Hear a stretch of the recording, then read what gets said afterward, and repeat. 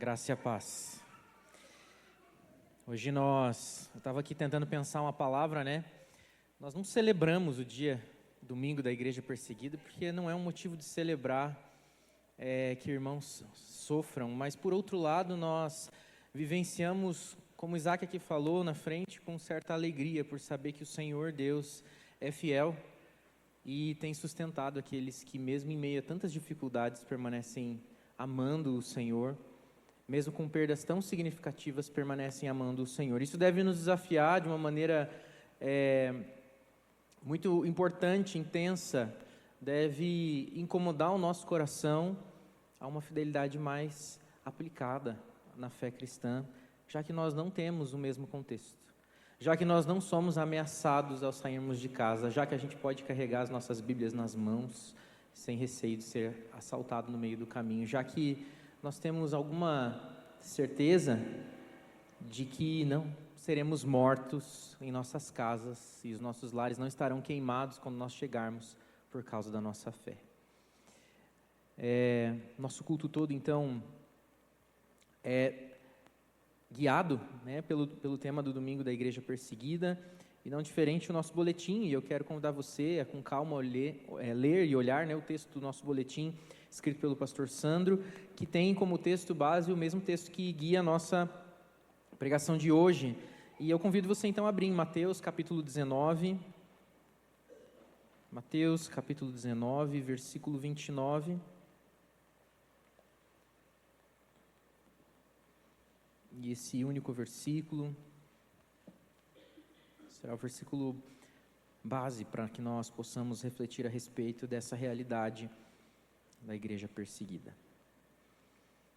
Como você percebeu pelos vídeos, né, e como já foi dito aqui, o Domingo da Igreja Perseguida de 2025 tem como tema principal obrigados a fugir, forçados a fugir.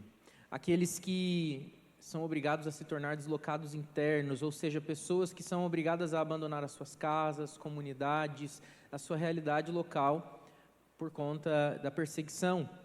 Pessoas que precisam ir para acampamentos improvisados, que têm que deixar seus trabalhos e que sofrem inúmeros tipos de violência por causa da sua fé.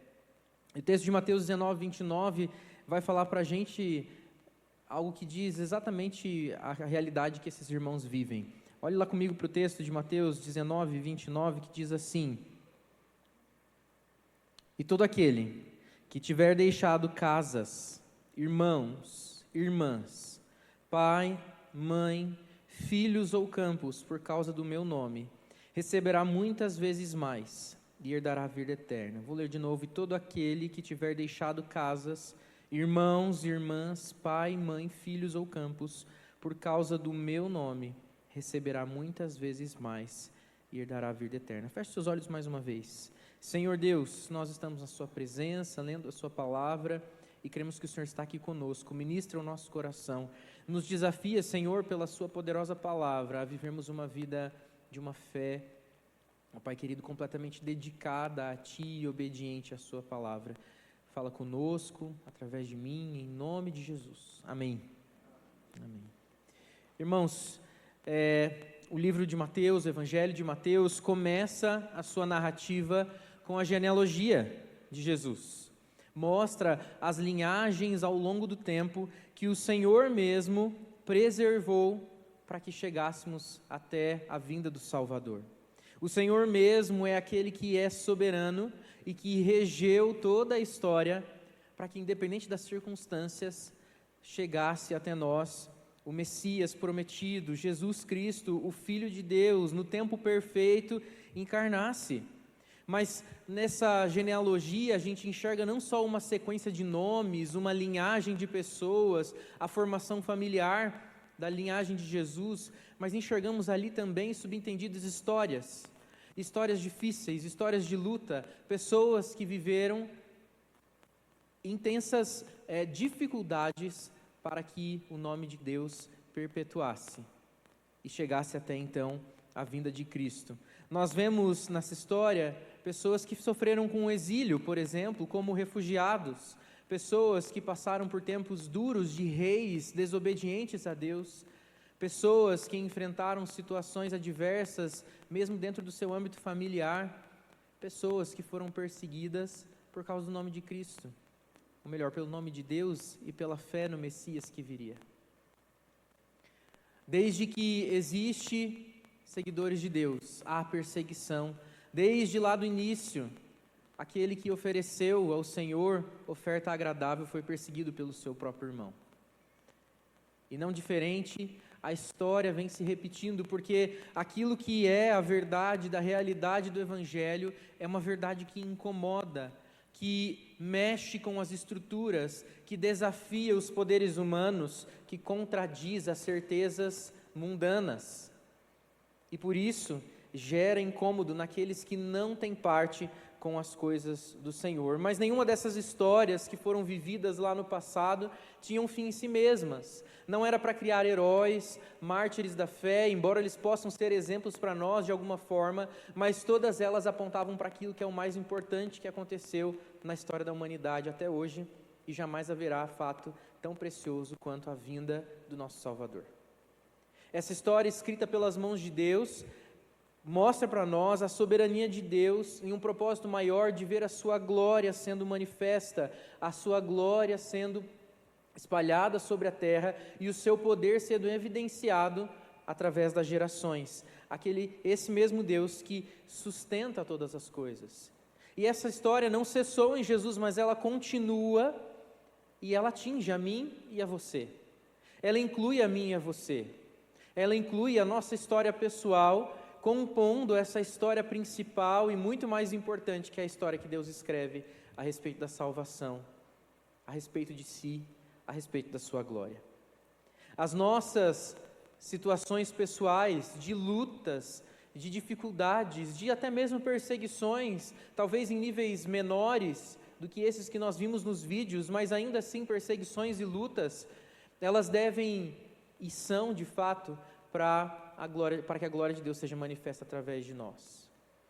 As nossas histórias não são para nós mesmos, nem para gerar em nós um senso de importância, mas para que o nome de Cristo seja evidenciado através da história individual, de cada um de nós aqui, e de cada um daqueles que compõem a família de Deus espalhada pela terra.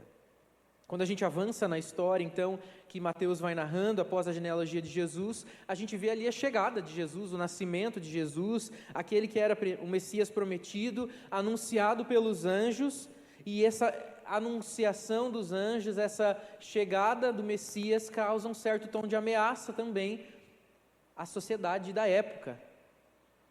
Homens sábios vindo do Oriente procuram pelo Salvador e eles acabam parando aonde? No palácio do rei Herodes, que ao saber dessa notícia se incomoda profundamente e começa a perseguir até mesmo o Salvador. Ele não queria que esse rei, na sua mente, suposto rei que tinha surgido, tivesse espaço para crescer e tomar o seu trono. E Jesus também, a semelhança daqueles do passado e desses que nós vemos hoje e de cada um de nós, Jesus foge, se torna um deslocado, se torna um refugiado. O Senhor manda ele ir, junto com seus pais, para o Egito. Ele precisa sair da terra de Israel e passa um período da sua vida no Egito, como nós vemos lá em Mateus capítulo 2, versículo 13, que diz: fique lá, levante-se, tome o menino e sua mãe e fuja para o Egito e fique lá até que eu diga a você, pois Herodes vai procurar o menino para matá-lo. Ainda hoje, muitos procuram matar os seguidores de Jesus. Nós vimos que muitos têm, de fato, matado os seguidores de Jesus. E eles continuamente são forçados a fugir, a sair das suas realidades, das suas casas, das suas comunidades. E a gente vê isso em diversos países, como na Nigéria, na Índia, no Mianmar. E eu vou contar para vocês algumas histórias que a própria Missão Portas Abertas compartilha. Essa missão que tem se dedicado em fomentar, em provocar a igreja, em sustentar os irmãos da igreja perseguida e provocar a igreja livre para que possa se envolver com a causa da missão na igreja perseguida. A Missão Portas Abertas, que já atua há muitos anos, há muitas décadas com esse trabalho, divulga anualmente uma lista mundial dos países onde o evangelho é mais perseguido, onde os evangélicos, os cristãos são mais perseguidos. E na lista desse ano, de 2025, nos mostra que mais de 183 mil cristãos já foram obrigados a fugir de casa ou do país, somente nesse último ano, nos últimos 12 meses. 183 mil cristãos. Nós vimos no vídeo aqui um dado de 68 milhões de cristãos, e esse é um dado geral, mas só nesse último ano, quase 200 mil cristãos foram obrigados a se deslocar. Só para você ter uma ideia, essa é praticamente a população de Guarapuava inteira. Uma cidade inteira obrigada a se deslocar do seu país, por causa da fé em Cristo Jesus.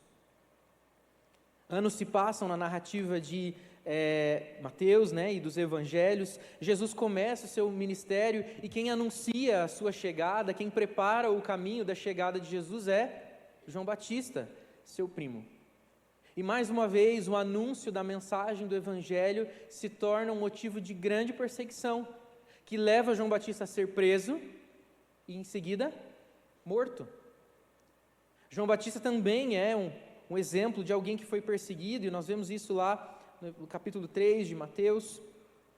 Esse homem que fielmente proclamou a chegada do Messias, que disse que era aquele que não era digno nem de desatar as suas sandálias, dá a sua vida e não volta atrás a respeito daquilo que é a fiel mensagem do Evangelho.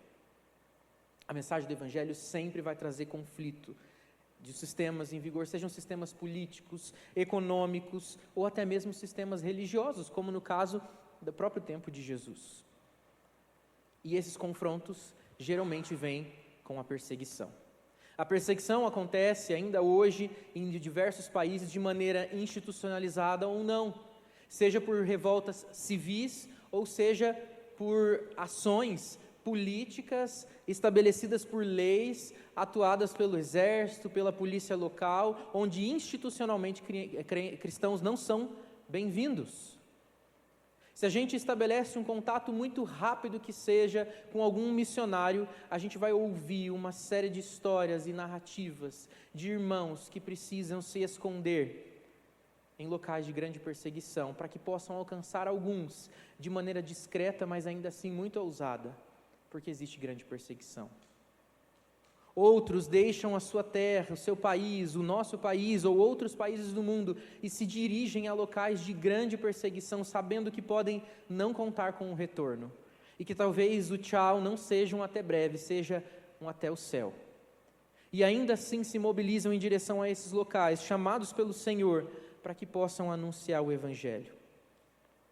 Essa rejeição não é somente com a mensagem do Evangelho, mas ela acompanha os seus mensageiros. A rejeição é direcionada a cada cristão fiel em locais como esse, onde há grande perseguição do Evangelho. Se mesmo Cristo, o Filho de Deus, sofreu grande perseguição em todo o seu ministério, por vezes precisava sair de locais onde estava, porque queriam matá-lo, queriam prendê-lo, queriam persegui-lo, e às vezes não era chegado o tempo, até que ele mesmo, no determinado tempo, permitiu-se levar. O que esperar de nós que somos seus seguidores? Não viveremos nada diferente. Nós somos chamados a imitar Cristo Jesus em todas as coisas, inclusive na fidelidade do Evangelho e na certeza de que seremos perseguidos. Quando a gente olha para o Sermão do Monte, Jesus nos faz esse alerta de que isso vai acontecer conosco, e Ele diz: bem-aventurado aqueles que forem perseguidos por causa do meu nome. Receberão a sua recompensa, porque nós seremos perseguidos. Viver o Evangelho é ter a certeza de que seremos sim abençoados, de que sim provaremos da vida eterna, mas de que certamente seremos perseguidos. Em maior ou menor intensidade, mesmo aqui na realidade onde eu mesmo disse, nós temos a liberdade de carregar as nossas Bíblias nas mãos, podemos sair de nossa casa com liberdade dizendo: estou indo para a igreja, e ninguém vai nos parar no caminho por causa disso. Ainda assim sofremos, em algum nível, perseguições. Se o Evangelho que você diz crer não tem gerado incômodo, é que talvez então falte profundidade ou verdadeiro comprometimento com aquilo que você crê. Porque o Evangelho, inevitavelmente, ele aborrece aqueles que são das trevas. Ele incomoda. seja por uma pequena situação no seu trabalho, um colega, um chefe, ou até mesmo um subordinado, que não mede esforços para tirar o seu sossego, só porque sabe que você é cristão. Seja uma realidade na escola, na faculdade, onde você percebe que você é tratado de maneira diferente pelos seus colegas, ou até mesmo perseguido pelos seus professores, simplesmente porque você afirma a fé em Cristo Jesus.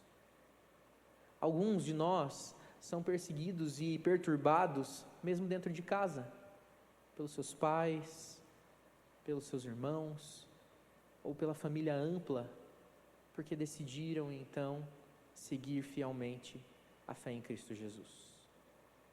Se nós cremos no Evangelho de Cristo, inevitavelmente ele incomoda e ele traz perturbação e algum tipo de perseguição. Mas quando nós olhamos para a realidade desses irmãos, como esses vídeos que nós vimos aqui, que são 2, 3 histórias, dentre tantas histórias de intensa perseguição, bate em nós um constrangimento, não é verdade? Espero que tenha batido em você um profundo constrangimento, de que nós ainda estamos muito aquém daquilo que se espera. Na quarta-feira, em oração, nós conversávamos sobre isso, com o irmão Eliel, o presbítero Valmir também, nós estávamos ali falando sobre a grande dificuldade, se chegasse à nossa porta, a necessidade de responder dessa maneira, se nós fôssemos ameaçados. E até o irmão Eliel falou, olha, quando parece que é com a gente ainda até segura as pontas, mas quando coloca a nossa filha, nosso neto, diante de nós e diz, eu vou matá-lo, se você não negar Jesus, o nosso coração se abala só de pensar nessa possibilidade. Corrie ten Boom, uma moça que foi filha de uma família que escondeu judeus em plena Segunda Guerra Mundial, uma família cristã que entendeu que podia servir dessa maneira e arriscou a sua vida ao fazer isso. Ela conta em uma de suas literaturas que ela sabia que podia chegar um momento em que ela poderia ser confrontada dessa forma e poderia ter que dar a sua vida em prol do Evangelho. E ela dizia para o pai dela, angustiada, pai, eu acho que eu não dou conta, eu acho que quando chegar a minha hora, eu não vou conseguir, eu vou acabar negando Jesus porque eu não quero morrer, mas eu amo Jesus, mas eu acho que eu não vou conseguir. E o pai dela falou, Corrie, quando a gente vai viajar de trem, quando eu te entrego o bilhete, quando que eu coloco nas suas mãos a passagem para você entrar no trem? Ah, pai, alguns minutos antes, senão às vezes eu até acabo perdendo. Pois é, fique tranquila. Na hora que chegar o momento, o Senhor Deus vai colocar nas suas mãos aquilo que é necessário. Seja fiel. E é exatamente isso que a gente precisa ter em mente, cultivar uma vida de fé, pronta a responder com fidelidade quando a perseguição vier. E ainda que a gente se sinta incapaz, eu digo para você, nós somos incapazes. O Senhor Jesus, pelo teu Santo Espírito que habita em nós, vai nos capacitar a resistir firmemente como esses irmãos. Quando nós olhamos para as histórias desses irmãos e para o texto que nós lemos, que todos aqueles que tiverem deixado suas casas, irmãos, irmãs, pai, mãe, filhos, campos, esposa, por minha causa receberão 100 vezes mais e herdarão a vida eterna. Nós somos então confrontados com essa realidade de que é possível que chegue esse momento, é possível que a gente tenha que lidar com essa situação. O texto que nós lemos aqui, esse único versículo, ele não está em um contexto isolado, mas dentro de um contexto onde Jesus é abordado por um jovem, um pouquinho antes ali no capítulo, se você ver a partir do versículo 16, um jovem que chega para Jesus e diz, mestre, o que eu farei de bom para alcançar a vida eterna? Que é o famoso episódio do jovem rico.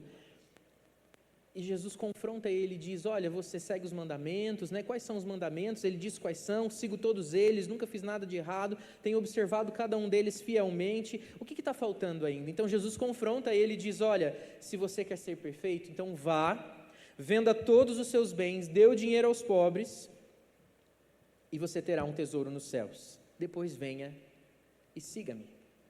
O que Jesus está fazendo aqui é um confronto e ele segue esta conversa para as multidões e para os seus discípulos e diz que é muito difícil um rico entrar no céu, Porque o problema não é o dinheiro, mas onde está o coração daquele que possui muitos recursos, que geralmente tem para si como algo mais importante e estabelece a sua segurança nos seus bens.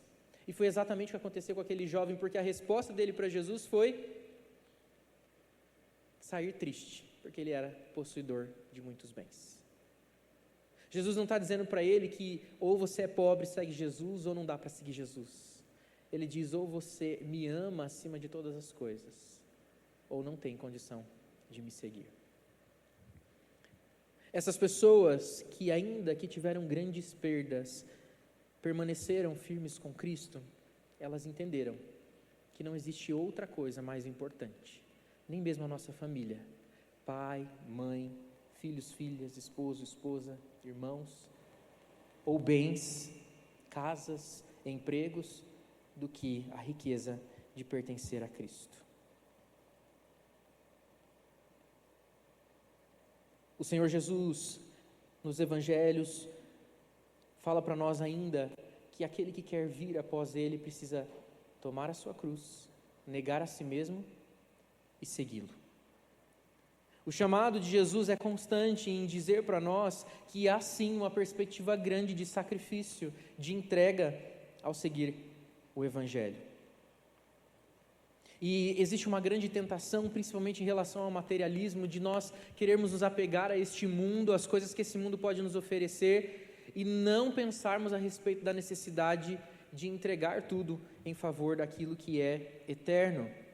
Nós ainda vivemos muito conectados com esse mundo e muito presos a sonhos pessoais, restrito a essa vida, que tem tempo contado para passar, que tem horas, dias contados.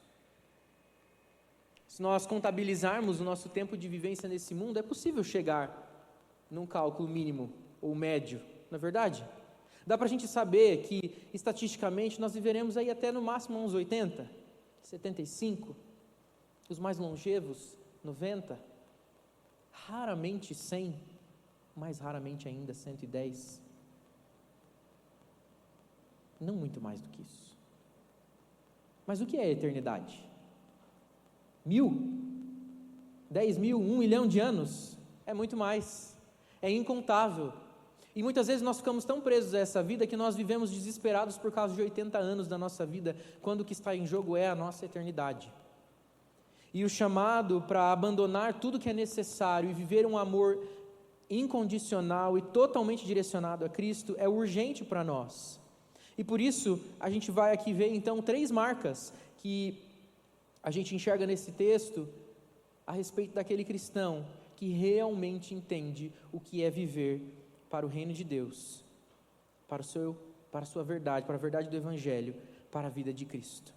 A primeira marca é a marca da renúncia, a marca de abdicar, abrir mão de toda e qualquer coisa que seja necessária e que está tomando o lugar do nosso Senhor na nossa vida. A Bíblia vai falar que nós temos que fazer morrer em nós a velha natureza, a natureza terrena, para abraçar por completo a nova vida em Cristo, que não somos mais nós que vivemos, mas Cristo vive em nós. É uma renúncia completa, não é uma renúncia de algumas coisas, mas é uma renúncia da própria vida. Na sexta-feira, no discipulado com os jovens, nós falamos, não por acaso, exatamente desse mesmo tema, o tema da renúncia, e chamei atenção ali para cada um de nós que estávamos ali, como a gente ainda chama de renúncia, coisas como acordar mais cedo no domingo para vir na escola bíblica. E é quando nós vemos histórias de pessoas que abriram mão dos seus familiares, das suas casas, a gente deveria sentir vergonha profunda de chamar de renúncia aquilo que é o mínimo, o básico que a gente faz. A gente chama de renúncia abrir mão de um tempinho da nossa agenda para ir em mais uma programação da igreja, para fazer alguma obra aqui que foi necessária, para servir em um ministério, e a gente ainda fala, nossa, está pesado, viu? Estou fazendo demais. Quando a Bíblia fala de renúncia, ela está falando sobre considerar como lixo, como diz Paulo, como refúgio, todas as coisas que pareciam importantes, considerar como perda para abraçar a sublimidade do conhecimento de Cristo. A perfeição de pertencer a Cristo Jesus, de ser contado entre os justos, entre os filhos de Deus. Nós não podemos seguir a Cristo sem amá-lo acima de todas as coisas. E a gente precisa se perguntar: há algo em meu coração que eu valorizo mais do que a Jesus? Jesus destaca aqui duas categorias que os seus discípulos deviam estar dispostos a deixar por causa dele. A primeira, os bens materiais, a semelhança daquilo que o jovem rico foi confrontado. Jesus então confronta logo em seguida ali nos outros versículos e diz, a respeito do rico, a dificuldade do rico entrar no céu. E os discípulos questionam: olha, não é possível. Pedro diz: nós deixamos tudo para seguir o Senhor, o que vai ser de nós? E Jesus diz que nenhum homem é capaz de salvar a si mesmo, mas para Cristo não há nada difícil demais, mas ele precisa então deixar todas as coisas, não se apegar aos bens materiais, a primeira classe de renúncias que a gente precisa fazer, tomar cuidado com as tentações que existem nessa vida, de nos enredar para que nós fiquemos totalmente concentrados e desperdiçarmos as nossas energias, forças, tempo, agenda, pensamento, em construir impérios materiais, sermos excelentes no trabalho, sermos dedicados na agenda para a nossa vida acadêmica e sempre estarmos negociando aquilo que diz respeito à nossa espiritualidade. A gente não pensa duas vezes em falar para os nossos filhos pararem as suas vidas para fazer um cursinho para entrar num curso disputado do vestibular. Mas muitas vezes, muitos de nós passam a adolescência inteira dos nossos filhos sem dizer para ele: meu filho, você já tirou um bom tempo de leitura da palavra hoje? Pare de estudar agora e vai ler a Bíblia. E vai orar. Eu não sei se eu já vi um pai e uma mãe fazer isso. Porque a gente tem certeza que a coisa mais importante é que ele estude e tenha um bom trabalho e seja mais rico do que nós, ou menos pobre do que nós somos. São poucos que, desafiados por um trabalho, deixam de responder ao seu chefe, de fazer algumas horas extras, se assim forem necessárias, mas abrem mão de vir à escola bíblica porque estão demasiadamente cansados da semana intensa de trabalho.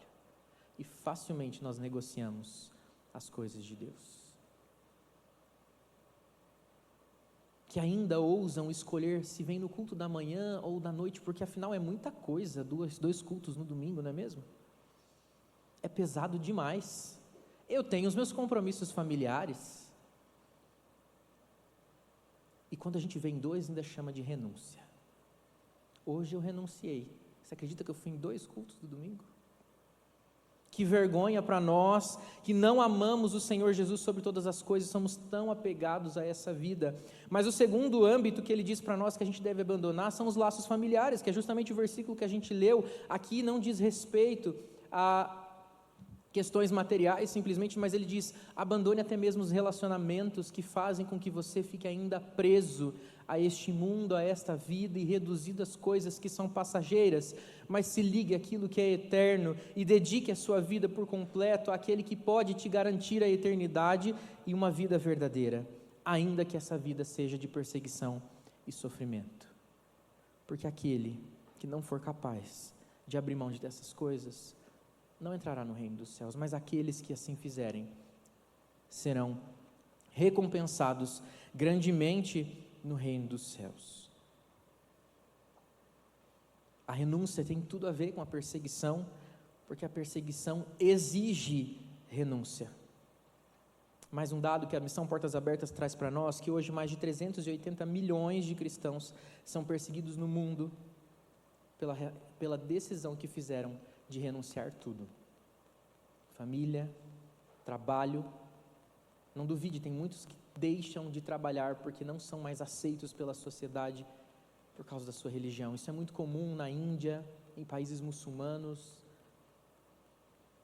em países que têm estruturas de castas de sociedade. A religião se torna uma barreira para que possa servir. Histórias de pessoas que foram mortas ou que viram os seus parentes serem mortos. Há uma história de uma jovem, e parte dela está narrada no boletim, no Espaço Missionário, que você pode conferir depois, de uma jovem que foi, junto com a sua irmã, levada por pessoas que estavam perseguindo os cristãos por causa de um conflito que existia na região que ela mora, na Índia, em Manipur, em duas etnias que estavam em profundo conflito. E essas etnias em conflito se uniram para perseguir aqueles que eram cristãos dentro das etnias. E essa jovem, junto com a sua irmã mais velha, aliás, com a sua irmã mais velha, foi levada por um grupo. E o seu pai e o seu irmão correram atrás delas para poder tentar salvá-las, porque aqueles homens que tomaram essas duas moças, pegaram ela e a sua irmã, mas eles escolheram violentar. Vários homens violentaram ela sexualmente. Seu pai e seu irmão, desesperados, tentando salvá-los, foram mortos na frente dela e da sua irmã. Você tem noção do trauma que isso pode causar na vida de alguém? Você tem noção da imagem que essa moça tem ao fechar os seus olhos e enxergar a morte do seu pai e do seu irmão se repetindo como um filme que não para de passar na sua mente? A dor física e psicológica de ter sido violentada publicamente por vários homens? E ela não abandonou Jesus? Isso é renúncia. É um nível de renúncia que deve então nos confrontar. Para que tipo de vida a gente tem vivido? Para de que maneira a gente tem reagido ao Evangelho e agido conforme a palavra de Deus? Outro caso na Nigéria de irmãos que foram expulsos, perseguidos e precisaram fugir à noite, porque a sua comunidade foi cercada, uma comunidade de cristãos na Nigéria foi cercada, e começaram a queimar as casas. E pelo menos 30 pessoas naquela oportunidade faleceram ali, ou sendo diretamente mortos, apauladas, ou queimados dentro das suas próprias casas, porque não conseguiram fugir a tempo. E ainda assim, permanecem firmes no Evangelho. Ou aqueles outros que têm que escolher entre Jesus e a própria família. Eu vou compartilhar com vocês um testemunho que eu ouvi de uma moça tunisiana, compartilhei com os jovens na sexta-feira. Uma moça tunisiana que era de família muçulmana, um país predominantemente muçulmano, e ela foi estudar na Europa, fazer faculdade lá. Seus pais tinham condição financeira, enviaram ela para estudar na Europa, e lá ela conheceu uma colega de faculdade cristã que pregou o Evangelho para ela, e ela foi impactada pela verdade do Evangelho, e essa moça então se converteu, mas ela precisava voltar, e ela voltou. E a religião muçulmana diz no Alcorão, no seu livro sagrado lá, que quando um membro de sua família, alguém que você conhece, se desvia e está se tornando um infiel à religião islâmica, você deve fazer com que ele recobre o juízo, deve ajudá-lo a recobrar o juízo. E uma das formas de fazer isso é com correção física, agressão. Ela contou para mim que o pai dela e o irmão revezavam entre si para surrá-la até que ela negasse Jesus. Quando um cansava, o outro saía do quarto e o outro vinha e entrava para continuar batendo, para que ela não parasse de apanhar. Eu conheci essa moça, viva, inteira, e hoje a sua família aceita a sua conversão. Ela provou de algo extraordinário no seu quarto naquele dia. Ela disse que pediu socorro ao Senhor porque ela não aguentava mais apanhar, e ela sentiu como um grande abraço que aliviou todas as suas dores. Mas isso fez com que ela permanecesse firme ao Evangelho. Isso deve nos trazer um incômodo profundo. Tem gente realmente sofrendo pela causa de Cristo, e nós nem sequer obedecemos o mínimo da palavra, ou nos preocupamos com aquilo que Deus pensa sobre o que nós estamos fazendo todos os dias. Uma das marcas do verdadeiro cristão, que está pronto a entregar tudo que é necessário, é e precisa ser a renúncia. Será que nós estamos dispostos a renunciar verdadeiramente tudo por amor de Cristo? A segunda marca é a marca da recompensa. O texto diz para nós, ali no versículo 29, todo aquele que tiver deixado casas, irmãos, irmãs, pai, mãe, filhos ou campos por causa do meu nome, receberá muitas vezes mais e herdará a vida eterna. Há uma recompensa gloriosa por deixar tudo e seguir Jesus. Há algo que deve nos estimular e nos alegrar de que tudo isso que nós faremos não é em vão, não é para a glória pessoal, não é para que as nossas histórias sejam contadas em vídeos por pessoas, não é para que a gente se torne notório como uma grande personalidade da religião cristã que fez coisas que ninguém faria. Não. Nós devemos andar como cidadãos dos céus e mirar na recompensa celestial e eterna, e isso deve então nos estimular a viver para além dessa vida, olhando para essa maravilhosa recompensa que o Senhor Jesus nos promete. Jesus promete uma grande recompensa que Ele mesmo foi preparar para nós no céu. Ele mesmo foi preparar as moradas celestiais, onde nós viveremos com Ele eternamente. E isso deve encher o nosso coração de alegria. Lá em 2 Coríntios 4,17, Paulo diz que os nossos sofrimentos leves e momentâneos estão produzindo para nós uma glória eterna que pesa mais do que todos estes sofrimentos. Paulo não falou isso sentado numa cadeira confortável, dentro de uma banheira ou num resort. Esse é um homem que perseguiu, mas também conheceu a perseguição na sua própria pele. E ele chamou essa perseguição de leve e momentânea. Alguém que realmente arriscou a sua vida pelo Evangelho, apanhou, foi preso e morreu por causa do Evangelho. Chamou as perseguições de leves e momentâneas porque os seus olhos estavam fixos na recompensa, na vida eterna com Deus.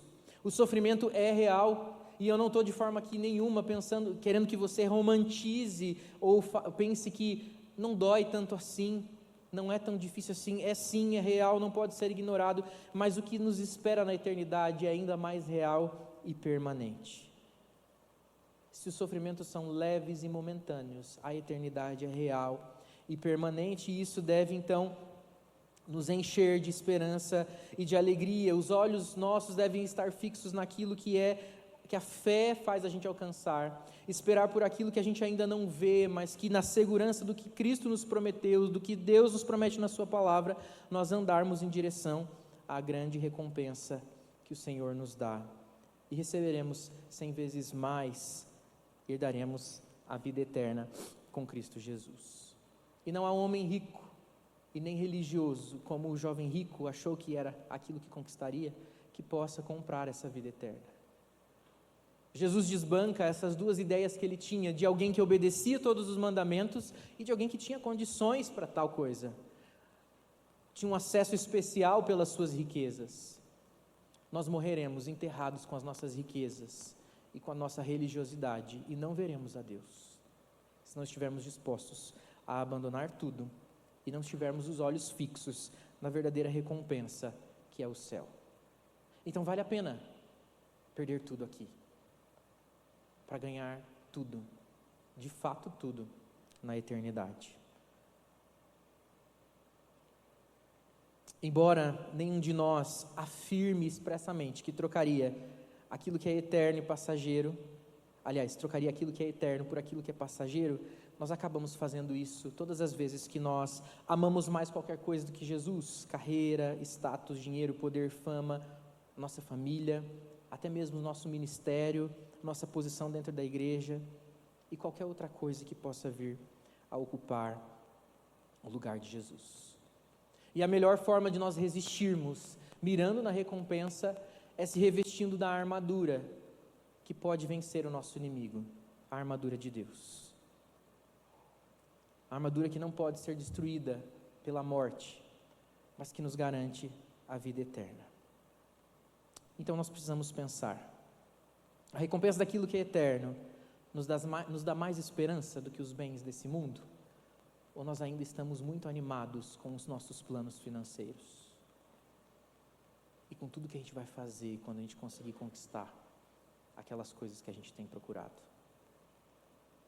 Nós temos como maior tesouro a vida eterna. Nós precisamos carregar a marca da renúncia, mas também a marca da recompensa. Terceira e última marca que nós devemos carregar como servos de Deus é a marca da segurança. A certeza de que o controle não está nas nossas mãos. Se o nosso dinheiro então não pode garantir e a nossa religiosidade não pode garantir, nós precisamos ter a certeza de que aquele que garante a nossa vida eterna é o próprio Senhor. Não é aquilo que nós pensamos, aquilo que nós achamos, aquilo que nós fazemos, mas a graça maravilhosa de Cristo manifesta na sua obra redentora, na sua morte, na sua vida, na sua ressurreição e na vida dele em nós, na presença santa do Espírito dentro de nós. Se nós não estamos dispostos a renunciar os nossos bens por causa de Cristo, se revela que a nossa segurança não está nele, mas nas coisas que a gente possui, assim como o jovem rico lutou com isso. Ele acabou escolhendo ali não só o apego às riquezas, mas o tipo de segurança que ele tinha. Naquilo que ele podia palpar, visualizar, nada mais era do que um senso de controle pessoal. Ele olhou para essa proposta de Jesus e pensou: aqui eu vou perder o controle, aqui eu vou perder as minhas garantias, porque servir Jesus com garantias é bom, é fácil. E talvez por isso que a gente fique tão acomodado, e eu não estou falando só de vocês, eu digo de mim mesmo, nós nos acomodamos tanto na fé, porque nós estamos cercados de boas seguranças e garantias. Eu sei para onde eu vou voltar e vou dormir essa noite. É uma casa boa, quente. É grossa a coberta que está na minha cama. Eu sei da segurança que tem. Eu sei o salário que vai cair na minha conta toda vez que o mês troca.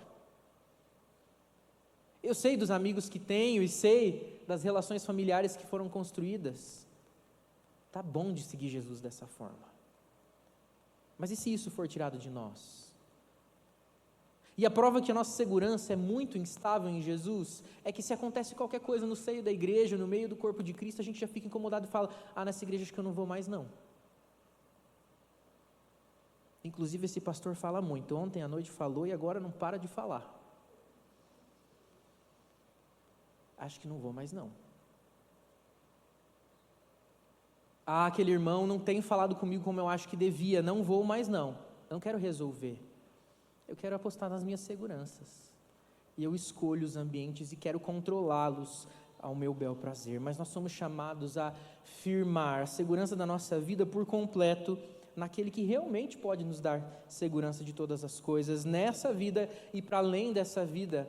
Alívio das dores hoje e certeza de vitória nas perseguições hoje, mas acima de tudo, certeza de vitória eterna, como aquela mulher que disse: o que me sustenta é a certeza de que eu vou encontrar o meu esposo. E quando meus filhos me perguntam onde é a casa de Deus, eu digo para eles: no céu, e lá nós nos encontraremos com seu Pai. Alguém que tem a segurança firmada em Jesus, que tem todos os motivos para desistir, que sofreu e sofre constantemente com a perda familiar, irreparável, e que não se pode nem sequer mensurar, mas que ainda vê a sua vida totalmente segura nas mãos do seu Salvador, garantida pelo seu Salvador. Não existe perigo maior do que amar qualquer coisa acima de Jesus. Esse é o maior problema da falsa segurança. Enquanto milhões de cristãos são perseguidos e correm risco de vida por conta da decisão de seguir a Cristo, mas herdam a vida eterna, os que amam mais os seus bens do que a Cristo acreditam que estão seguros, mas não herdarão a vida eterna. A sua segurança tem sido definida por aquilo que está nas suas mãos, por aquilo que você controla. Você anda ansioso porque não pode controlar a sua vida e o seu futuro? Então, o convite que eu faço a você é: deposite a sua segurança e toda a sua vida em Jesus, e você nunca vai encontrar frustração.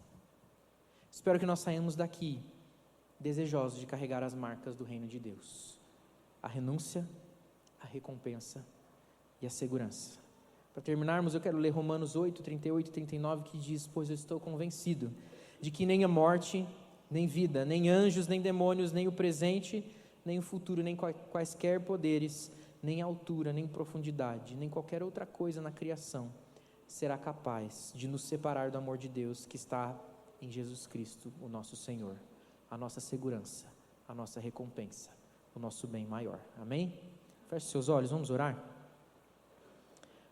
Pai querido, nessa noite, nesse domingo, nós somos desafiados a lembrar desses irmãos que pertencem à mesma igreja que nós, que creem no mesmo Deus que nós, que estamos unidos a eles pela fé em Cristo Jesus, no mesmo Espírito. Lembramos desses irmãos que são perseguidos, mas que têm se mantido firmes e fiéis ao Evangelho. Somos com eles desafiados a vivermos uma vida mais comprometida com o Senhor, de vivermos uma intensidade de fé ainda maior, de buscarmos o Senhor como realmente tudo aquilo que nós temos e precisamos, de encontrar no Senhor a nossa segurança, a nossa recompensa e o bem mais precioso que nós temos, renunciando tudo que esse mundo pode oferecer e abrindo mão do que for necessário para que nós possamos ter aquilo que é mais precioso: a vida com Cristo Jesus, a certeza da eternidade, a libertação da morte e do pecado. Pai, se necessário for abrir mão da família, nos fortalece para isso. Se necessário for abrir mão de uma vida abastada, de riqueza ou de mínima segurança financeira, nos ajuda a abrir mão dessas coisas. Se for necessário abrir mão de posições, de ser conhecido, de ter o nome lembrado, nos ajuda, ó Pai querido, a abandonar o egoísmo. Ó Pai, nos fortalece na fé, nos faz amar o Senhor acima de todas as coisas, com toda a nossa força, com todo o nosso entendimento, e ter a nossa segurança firmada em Cristo Jesus. Fortalece, Pai querido, os nossos irmãos que são perseguidos e sofrem. Nós já oramos por isso, mas queremos continuar clamando por esses irmãos espalhados por todo o mundo, em locais onde realmente a morte os alcança por dizerem que são de Cristo. Que eles sejam fortalecidos na fé, consolados em Cristo Jesus, no Espírito Santo. Que as igrejas ali estabelecidas possam ser também ajudadas e fortalecidas, que a igreja de Cristo espalhada pelo mundo possa colaborar, fortalecer, doar, contribuir, participar do sustento desses irmãos, como era na igreja primitiva, Pai. Para que esses irmãos não tenham carência de alimento, de água, de ensino escolar para as crianças, de segurança, de casa, mas que eles possam, Pai querido, ser sustentados pelos seus irmãos na fé, que eles não precisem olhar para trás, temerosos porque não terão o que fazer, abandonando a fé em Cristo Jesus, mas que eles sejam fortalecidos no amor e possam provar da concretude desse amor através da igreja de Cristo espalhada na terra. É o que nós oramos em nome de Jesus. Amém.